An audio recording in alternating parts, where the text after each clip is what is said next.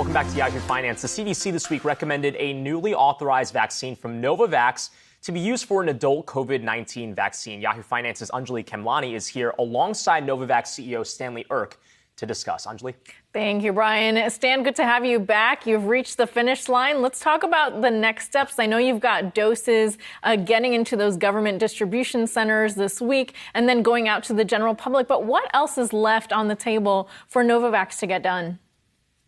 Well, a lot. So we will. So it's been a big week, obviously, with EUA, with FDA approval of our doses that we've shipped to the United States. It's getting distributed tomorrow to the government distribution system. It'll be available to the public by sometime during the week next week, and then we go from there. But what we're also working on is what our approval for was for people who hadn't been vaccinated before and adults over 18. The next approval we think will come hopefully in the next week or two. We'll expand the label, as they call it, down to 18 adolescents from 12 to 18 years old, and then subsequently expand that for boosters so that you can boost. You'll be recommended to boost any vaccine with our vaccine. How quickly do you expect that timeline for the boosters? Because I know a lot of people are waiting on that right now. I know. I read about it in my email basket every day. All right. So So the timeline is the FDA has data now that shows that how our booster works, and it works well. They may require additional data. We're filing with new data over the coming weeks, and I would expect we have an opportunity that the FDA could take the approach that for instance, Europe and Australia and Japan have done, which is to recommend it for boosting right away. They might wait for more data, and if so, it'll be more toward the end of the summer. Sounds good. So hopefully in time for that fall booster campaign that the FDA is looking at.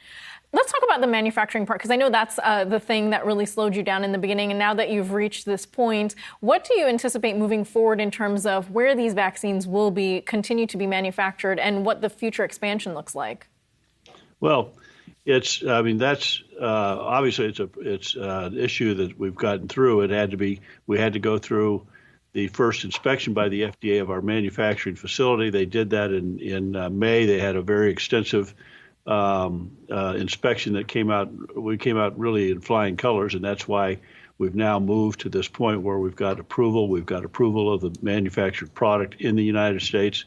So that is now we just get into a routine cadence at the plant in India, and we have our own plant in the Czech Republic, which has lots of capacity, and a third manufacturing center in Korea. So we have global manufacturing capacity. They're all cranking out product right now, and we'll be making not only the current vaccine, but we'll be looking to make the Omicron vaccine if it's necessary. What has that been, that journey for you, looking back now, that relationship that was crafted with manufacturers in the U.S.? Do you think that those will play a role moving forward at all, or are you pretty content with leaving the manufacturing overseas? I think we have excellent manufacturing capacity overseas, and I don't think it matters where we make it at this point. We'll keep our eyes open for expanding manufacturing in North America. But that's a longer-term decision to be making.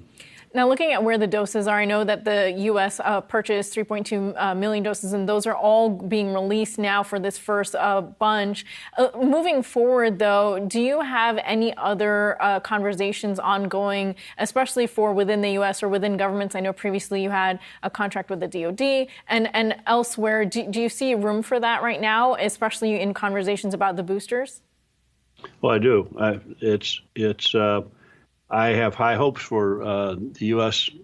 Distribution of our product. The first 3.2 million doses went to both the CDC and the DoD, so we were fulfilling both of those obligations. And our expectation, our hope, is that the demand for this will encourage the CDC and the U.S. government to continue to buy more batches. And we're talking to them about the next batch right now.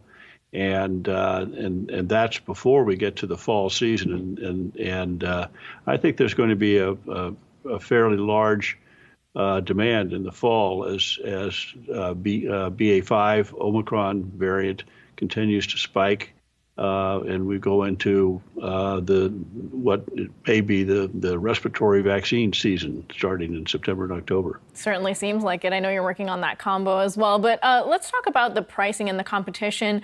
You are definitely in a competitive space now. Are you pricing it that way as well? I know we haven't got much insight into the doses pricing right now. No, but that's because it's the pricing is not transparent because it's part of a very large $1 billion plus contract, which covers the manufacture of some of these doses.